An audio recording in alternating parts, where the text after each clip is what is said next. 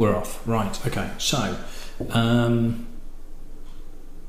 having done Woodford Reserve, part of the reason for me doing Woodford Reserve was I've got... Oh, nearly got my leg stuck. I've got one of my own personal stash left, which I've not opened yet. And I still need to. In fact, I think I've got... Yeah, I think this is the last one. And it is quite similar to Woodford Reserve in terms of looks. But having done some research on it, whereas I could get quite a good amount of information about Woodford Reserve and the history behind it and everything like this, Paddleford Creek, which looks like this, I'm miffing that way, looks like this. So, you know, quite similar to Woodford Reserve in terms of a thin, flat bottle. Doesn't quite look as impressive. In terms of information, nothing. Nothing at all. All I basically know about this is that it's from a company called the Phillips Distilling Company, who are based in Minneapolis. Minneapolis? Minneapolis. Minneapolis. It's Minneapolis, isn't it? Anyway, that's where they are. They're a bottling, rectifying company, so they're buying stock from various places, bottling up under either labels for supermarkets and chains, everything, or their own labels, of which this is one of them. It is a bourbon whiskey. It's not Kentucky bourbon anywhere. Nope, doesn't say Kentucky bourbon whiskey, interestingly. It's just bourbon whiskey, so it could be from anywhere. Now, one of a forum that I'd found where there was a couple of guys talking about it seemed to think that it was probably from Heaven Hill, but with it not even saying Kentucky, that's not strictly true either. So it could be MGP for all I know in Indiana. Not straight, so it's not going to be over 2 or between 2. Well, yeah, it's not going to be over 2, 2, 3, whatever it is to be straight. I think it's 2.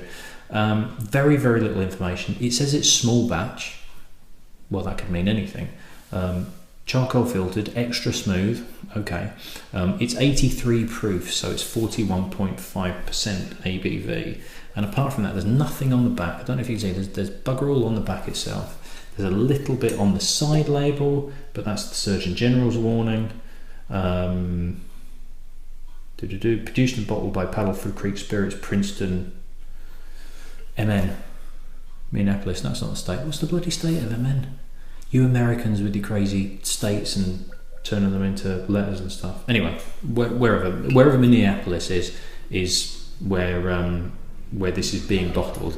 That's it. That's all I've got. I've got nothing else, because it might not even be from Heaven Hill. You finished, have you? So let's just crack on with the tasting, because I haven't got a clue. Now, it does look quite light, it has to be said. That's also the other thing. With these bottles, do you hold them that way? Or do you hold them that way? Because I nearly dropped that because it seemed to be quite wide.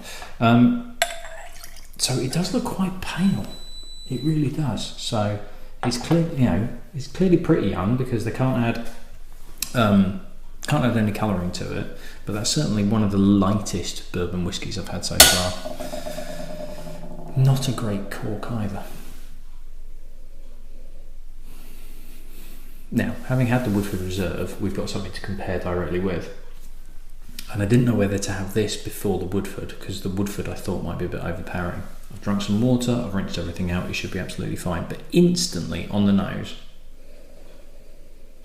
it's almost slightly perfumey, but apart from that, there is bugger all to it. This is about $20 a bottle. I can't remember how much we paid for it. I think we bought it in Total Wine and More in Orlando, and they're listing it at $22, but I've seen it somewhere else for about $19 online. In the UK, nothing at all. I think you're really going to struggle to find this in the UK. But it's a bit of a nothing nose, to be honest. There's a little bit of like an odd perfumey feel to it. God, thank God for that. I thought I wasn't recording that. Yeah, almost like Parma violets. Not overly pleasant, but there's very little to it.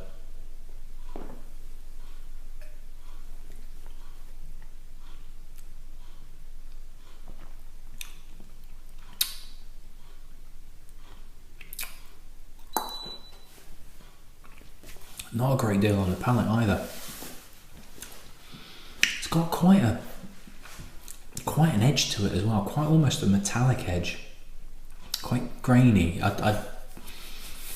There's sort of a harsh rye flavour to it as well, but it's not particularly well balanced. There's a bit of a rich mouthfeel to it, but it's quite syrupy, but it's quite a cloying syrup as well. It's not like a pleasant, Lyle's Golden Syrup, that sort of thing. This is almost a little bit tacky and a bit gluey, like a little bit artificial, like there's something almost like MSG, that sort of thing, where it just sort of feels like it's coating your mouth, and it's not particularly nice sensation either.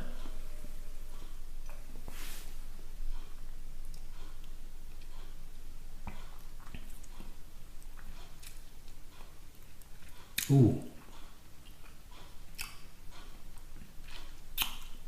Air.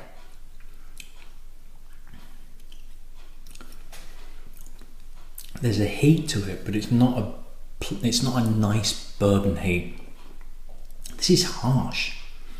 This is really metallic on your tongue. It sort of burns everything, and it's only 41%. And the fire that's there isn't an alcohol burn. This is a really weird sensation of just a really unbalanced, poorly made whiskey. Even for $20, this is not great, to be perfectly honest.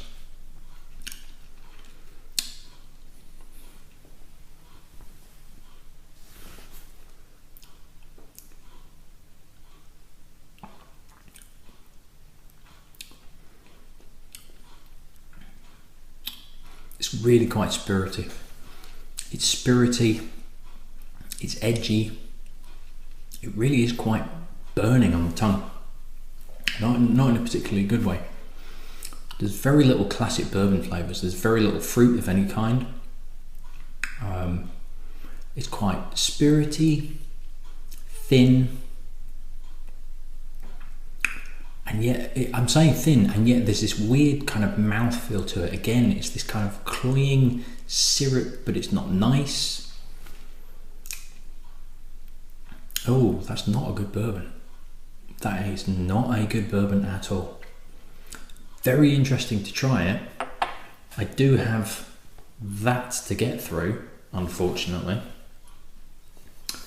But that is a triumph of style over content, because they could have been quite sneaky and made this even squarer and made it even more similar to Woodford Reserve and fooled quite a lot of people. But that's not a good bourbon. That does bourbon no favours whatsoever. If anybody does want to try this, I would be happy to send some samples, because I think I'm going to struggle to drink this on my own, and I'd be interested to get other people's feelings on it, because it's possible that you might pick up some more of it, or if you like hotter bourbons you might actually prefer this. But gotta say, I don't think it helped having the Woodford beforehand, but I've got to say that's not a great bourbon. It's not even a great whiskey, to be honest. It's not as bad as Imperial, and it's not as bad as Hayes Parker, but it's down that bottom end, to be honest. Right, that's that one out of the way, at least. Not much more American to go. Nearly at the full 366 samples worth. Not much more. I think at the time of writing, at the time of speaking, it's about 18 left to get, and then I've got a full 366 to get through. So exciting times. So I shall see you at the next one. Cheers.